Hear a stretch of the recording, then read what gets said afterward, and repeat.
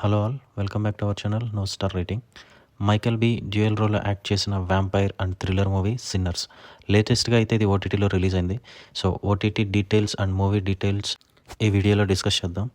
Tollywood, Bollywood, Hollywood ఏ వుడ్లో ఏ గుడ్ కంటెంట్ రిలీజ్ అయినా కానీ దాన్ని మీ ముందుకు తీసుకొని వచ్చేస్తుంది ఈ ఛానల్. సో ఇంకా ఎవరైనా సబ్స్క్రైబ్ చేసుకోకపోతే please subscribe to our channel note star rating. Sinners ఈ మూవీ లేటెస్ట్గా జియో హాట్స్టార్లో అయితే రిలీజ్ అయింది అండ్ ఇది ఓన్లీ ఇంగ్లీష్లో స్ట్రీమింగ్ అవుతుంది. దీని ఐఎండిబి రేటింగ్ వచ్చేటప్పటికి 7.6 అవుట్ ఆఫ్ 10, 278K ఓటింగ్స్ అయితే వచ్చాయి వరల్డ్ వైడ్గా. మూవీ విషయానికి వస్తే మైకెల్ బి డ్యూయల్ రోల్లో యాక్ట్ చేసిన ఈ మూవీ హారర్ అండ్ థ్రిల్లర్ అని చెప్పాలి అండ్ వ్యాంపైర్ మూవీ ఇది. ఫస్ట్ 1 అవర్ చాలా స్లోగానే ఉంటుంది. యాక్చువల్ స్టోరీ స్టార్ట్ అయ్యేది 1 అవర్ తర్వాతనే.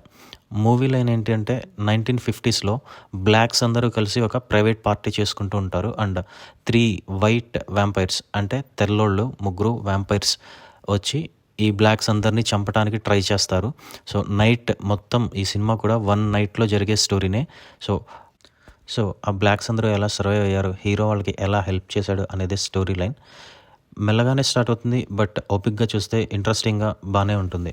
ప్లస్ పాయింట్స్, పర్ఫార్మెన్స్ అయితే అందరూ చాలా బాగా చేశారు అండ్ 1950s డ్రెస్సింగ్ స్టైల్ కానివ్వండి, సినిమాటోగ్రఫీ అయితే చాలా బాగుంది, బ్యాక్గ్రౌండ్ స్కోర్ కూడా చాలా బాగుంది అండ్ క్లైమాక్స్ ట్విస్ట్ కూడా చాలా బాగుంది.